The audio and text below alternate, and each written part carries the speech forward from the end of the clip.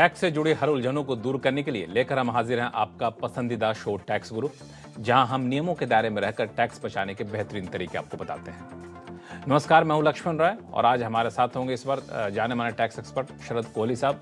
Sir, आपका स्वागत है हमारे शो में।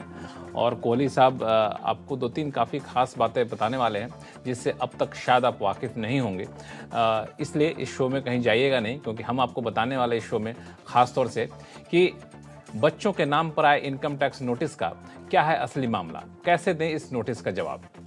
साथ ही ये भी बताएंगे कि EIS for tax payers app जो इनकम टैक्स विभाग ने जारी किया है वो आपके पास होना क्यों है ज़रूरी, और एजुकेशनल कारोबार के लिए GST फाइलिंग के क्या है नियम। इन सारे मुद्दों पे बातचीत करेंगे, लेकिन सबसे महत्वपूर्ण मुद्दा वो कि कई इनकम टैक्स पेयर्स या कहीं सभी इनकम टैक्स पेयर्स के लिए काफ़ी आसान कर दिया इनकम टैक्स विभाग ने एक कदम उठा करके। वो कदम है कि EIS फॉर टैक्स पेयर्स करके एक ऐप इनकम टैक्स विभाग ने जारी किया है, इसको लॉन्च किया है। और जब शुरू में आया तो मुझे लगा कि पता नहीं ये ऐप, और जब हम कंप्यूटर पर देख ही लेते हैं EIS तो फिर ऐप पे क्यों जाए। लेकिन कोहली साहब से मेरी बातचीत हो रही थी तो कोहली साहब ने बताया कि नहीं, ये बड़े काम का चीज़ है और इसको आप मोबाइल पर रखेंगे तो बहुत अच्छा रहेगा। कोहली साहब ने अपने मोबाइल पर रख भी लिया है और मैं भी अपने मोबाइल पर डाउनलोड करने जा रहा हूँ। कोहली साहब, क्या अंतर दिखा आपको? बहुत फ़र्क है लक्ष्मण, क्योंकि AIS आईना इसे समझिए, मैंने इसका नया, इसलिए आईना को अपने फ़ोन पे रख लिया। बिल्कुल बिल्कुल आईना, क्योंकि आपके सारे लेखा जोखा आपका उस पर रहता है। और हम सब जानते हैं AIS क्या क्या ट्रैक करता है, आपकी शेयर मार्केट की investments, interest, dividends, foreign remittances, पूरा आपका इनकम और एसेट प्रोफाइल एक तरह से AIS पर रहता है। और अब इसका प्रचलन बढ़ता जा रहा है, इसकी रेलेवेंस भी बढ़ती जा रही है, इसका महत्व भी बढ़ता जा रहा है। तो आयकर विभाग ने सोचा कि क्यों ना इसको एक प्रेस ऑफ द बटन पे ले आए। तो इसकी ऐप बनाई गई, जैसा कि आपने कहा, AIS फॉर टैक्स पेयर्स। आप डाउनलोड करिए, सारे एंड्रॉयड और iOS प्लेटफॉर्म्स पे अवेलेबल है।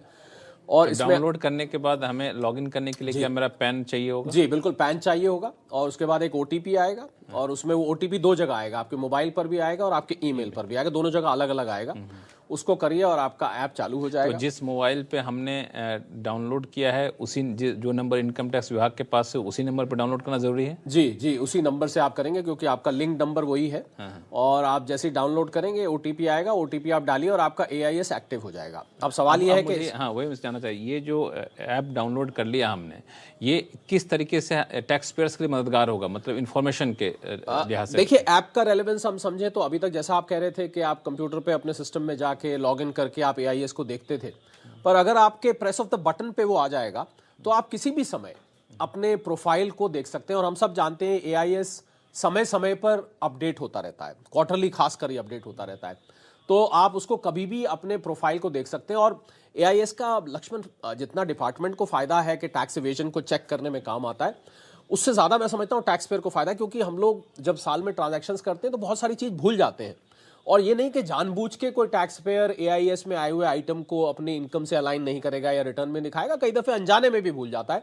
तो अगर आप उसको प्रेस ऑफ द बटन से करते हैं, और एक बहुत बड़ा फायदा जो इसमें दिया गया है ऐप में, कि आपके वहाँ जो ट्रांजैक्शन आ रहा है उसको आप अग्री या डिसअग्री भी कर सकते हैं। मतलब आप मान लीजिए किसी और का ट्रांजैक्शन उसमें दिख रहा है, अक्सर शिकायत आती है कि ये तो हमने ऐसा कुछ किया ही नहीं, तो आप वहीं पर ऐप से ही उसको डिसएग्री भी कर सकते हैं। तो ये मैं समझता हूं एक शॉर्टकट AIS को देखने का और AIS पे अग्री डिसएग्री करने का टैक्स पेयर्स के लिए बहुत। और आप देखिएगा जैसे जैसे समय बीतेगा, आप देखेंगे कि इस ऐप के बिना लोगों को रहना मुश्किल हो जाएगा। बिल्कुल। अब मुझे लगता है कि मोबाइल पर रहेगा तो जब भी आपके पास समय है, आप ट्रेवल कर रहे हैं, आपके पास टाइम है 2 मिनट का चेक कर लिए, कुछ गलत तो नहीं आ गया जो जिससे हम सहमत नहीं होते हैं, तो ये एक काफ़ी फ़ायदेमंद है और सुविधाजनक भी रहेगा। इसको देखते रहिए, इससे गलती से ज़्यादा टैक्स की देनदारी अगर बन जाती है तो सुधारने का आप मौका भी दे सकते हैं अपने आप को भी और इनकम टैक्स विभाग को भी। तो इस ऐप को डाउनलोड करिएगा, मैं भी डाउनलोड करूँगा, और कोई दिक्कत आएगी तो फिर कोहली साहब को पकड़ा जाएगा।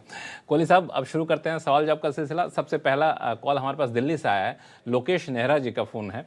लोकेश जी नमस्कार, कैसे हैं आप? Hello sir. हेलो, मैं कैसे ठीक हैं हूँ सर, आप कैसे हैं? बढ़िया, बताएं क्या सवाल आपके पास? सर मेरा क्वेश्चन GST से रिलेटेड था। जोर से बोलेंगे, आवाज बस। जी जी, हाँ, मेरे कोचिंग सेंटर है सर, दिल्ली में, साउथ दिल्ली में। और उसकी जो टर्नओवर है, अभी जो फाइनेंशियल ईयर खत्म हुआ था 30 मार्च को, तो तब मैंने देखा कि इसकी जो टर्नओवर है वो 20 लाख से ऊपर जा चुकी है। और पहले ये तक कि मेरी एजुकेशनल सर्विसेज एग्जाम्प्ट होती हैं GST में, तो मैंने GST नंबर लिया हुआ नहीं था। अच्छा। अभी जो उसने की मेरे को एक फ्रेंड ने इन्फॉर्म किया कि जीएसटी नंबर मुझे ले लेना चाहिए, तो उसी में कंफ्यूज था कि मुझे जीएसटी नंबर ले लेना चाहिए, कंपलसरी है ऐसा कुछ। ये इनका 30 मार्च 2023 से ऐसा बता रहे हैं कि टर्नओवर 20 लाख के पार हो चुका है। अब जीएसटी रजिस्ट्रेशन लेना चाहिए। इनको ऐसा है कि एजुकेशन प्रोवाइडर है तो हम नहीं दें, जरूरत नहीं है। जी हाँ लोकेश जी, देखिए ये बात सच है कि एजुकेशन पर जीएसटी नहीं है, परंतु बहुत ज़रूरी है कि जो कोचिंग सेंटर्स हैं, जो मतलब सिर्फ यूनिवर्सिटी, कॉलेजेस, स्कूल्स, ये एजुकेशन में एग्जाम्प्ट आते हैं, पर जो ये निजी कोचिंग है, जो प्राइवेट कोचिंग जिसको हम कहते हैं, ये जीएसटी की दायरे से बाहर नहीं रखा गया है। तो लोकेश जी, आपका क्योंकि आपने कहा 31 मार्च को 20 लाख पार हुआ है, 30 दिन का समय होता है जब आप थ्रेशहोल्ड को पार कर जाते हैं, तो अभी आपके पास समय है 30 दिन के अंदर अंदर आपको रजिस्ट्रेशन लेके। और अब आपके स्टूडेंट्स को ज़्यादा महत्वपूर्ण बात यह है, अब जो भी आप फीस उनसे चार्ज करेंगे उस पर आप 18% उसके ऊपर लगाएंगे, तो आपकी थोड़ी सी कोचिंग महंगी हो जाने वाली है, पर कानून का पालन करना भी ज़रूरी है। तो इसलिए अब आप आगे से 18% चार्ज करके और बाकायदा जमा करेंगे, जैसे एक आम जीएसटी ट्रेडर ट्रेड करता है, आपको उसी प्रकार इनवॉइस रेज करनी पड़ेगी, चार्ज करना पड़ेगा, जमा कराना पड़ेगा, रिटर्न्स फाइल करनी पड़ेंगी।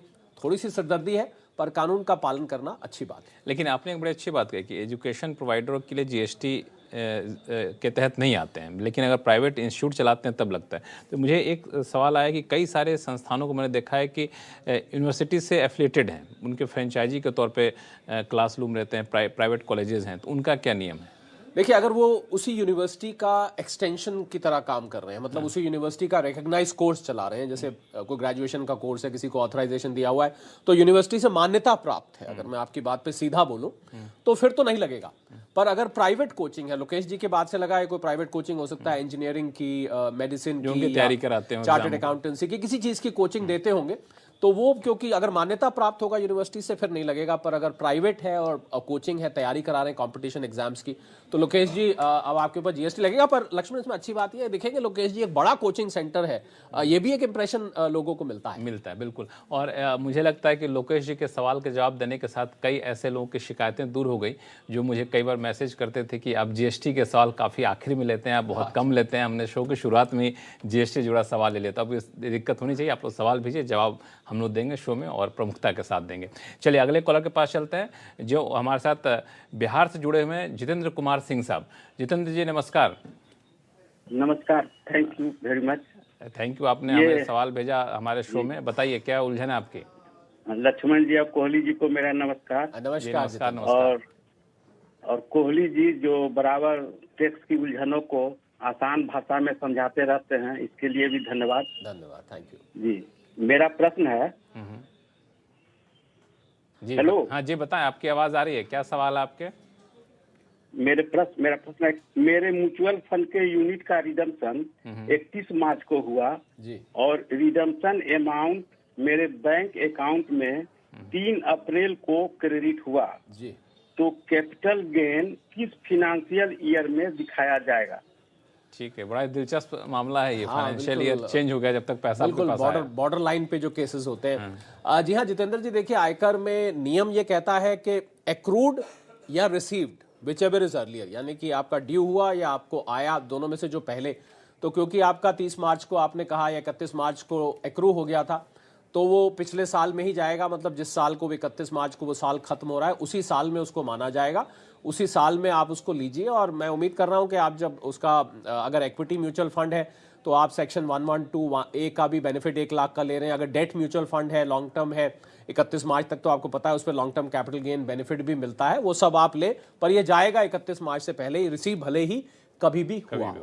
तो ये सिर्फ जितेंद्र जी के लिए नहीं बल्कि ऐसे कई सारे दर्शक होंगे जिनके मन में दुविधा होगी, दुविधा साफ कर दिया जाए। जिस दिन रिडीम हुआ उस दिन से कैलकुलेट होगा, आपके खाते में भले अगले फाइनेंशियल ईयर में आया हो, इससे कोई फर्क नहीं पड़ता। क्यों?